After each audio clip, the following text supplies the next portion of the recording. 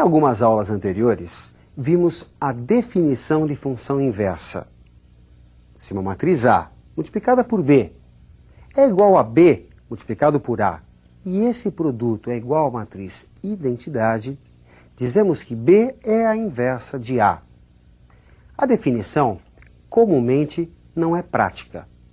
Hoje, vamos desenvolver uma técnica, uma regra, um processo prático de obtenção da inversa. Me acompanhem nesta regra prática.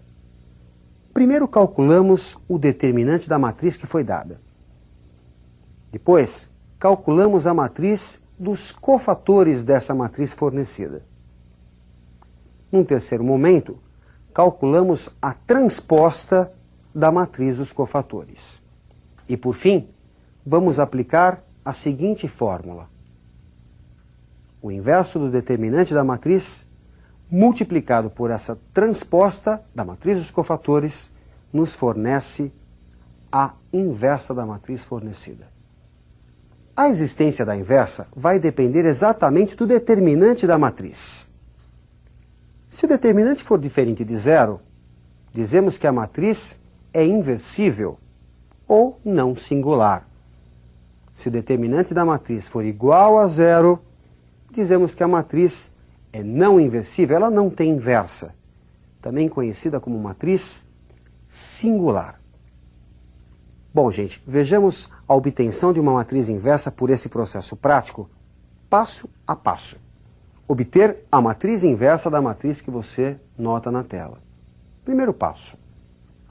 Vamos calcular o determinante da matriz que foi dada. Multiplicamos os elementos da diagonal principal e subtraímos do produto dos elementos da diagonal secundária. 0 vezes 3 menos 2 vezes 1. 0 menos 2 menos 2. Que por ser valor diferente de zero, mostra que essa matriz admite inversa. Bom, vamos agora calcular a matriz dos cofatores.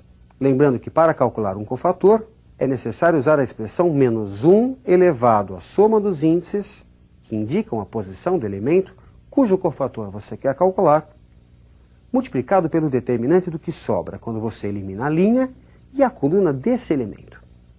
Resulta como matriz dos cofatores 3, menos 2, menos 1 e 0.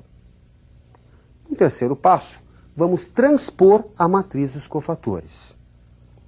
Lembrando que a transposta é obtida quando você faz linha por coluna. Troca-se linha por coluna. Portanto, a primeira linha, 3 menos 2, vai ser a primeira coluna. E a segunda linha, menos 1 e 0, passa a ser a segunda coluna.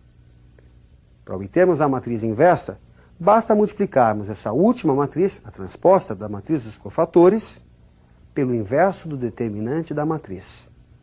Nesse caso, menos meio multiplicado por 3 menos 1, menos 2 e 0, que resulta menos 3 meios, meio, 1 e 0. A matriz inversa goza de várias propriedades importantes.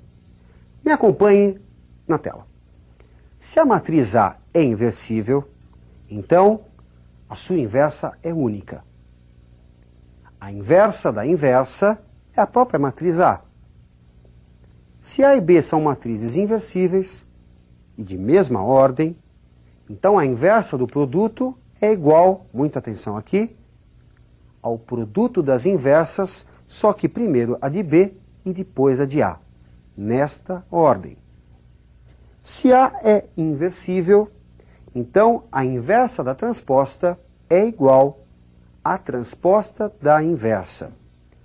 E fundamentado no teorema de Binet, um teorema bastante cobrado nos vestibulares, que diz que o determinante do produto é igual ao produto dos determinantes, podemos dizer que o determinante da inversa é o inverso do determinante da matriz. Será que é possível obtermos um elemento da inversa sem ter que obter a inversa? Me acompanhe numa expressão que nos fornece exatamente um elemento da inversa.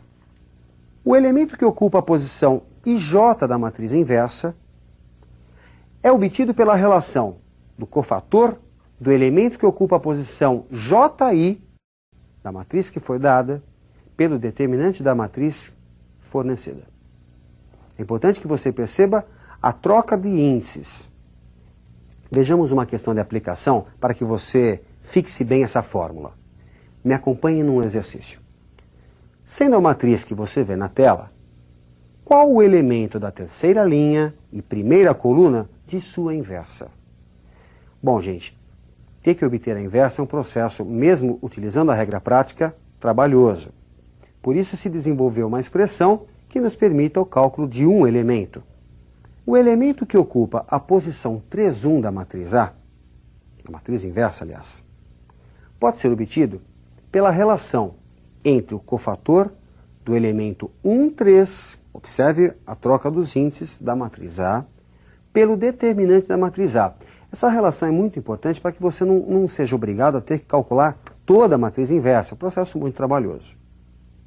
Vamos recordar a fórmula do cofator. Menos 1 é da fórmula, elevado a 1 mais 3, que é a soma dos índices que dão a localização desse elemento na tabela, multiplicado pelo determinante do que sobra, quando você elimina a linha 1 e a coluna 3. No caso, 0 menos 3, 13 menos 1. Pelo determinante da matriz A, que pode ser calculado tanto por Sarri como por Laplace. Resulta 11. Menos 1 elevado a 4 é 1. O determinante que você vê de ordem 2 resulta 9. 1 vezes 9, 9. 9 sobre 11 é o elemento que ocupa a posição 3,1, terceira linha e primeira coluna da matriz inversa. Um sistema linear normal é aquele que possui o número de equações igual ao número de incógnitas. Me acompanhe num processo de resolução conhecido por Teorema de Cramer e que nos permite obter as soluções de um sistema normal. Qualquer sistema normal admite uma e uma só solução, dada por x1 igual a d1 sobre d, x2 igual a d2 sobre d, até xn igual a dn sobre d, onde d é o determinante do sistema, aquele formado pelos coeficientes que acompanham as incógnitas.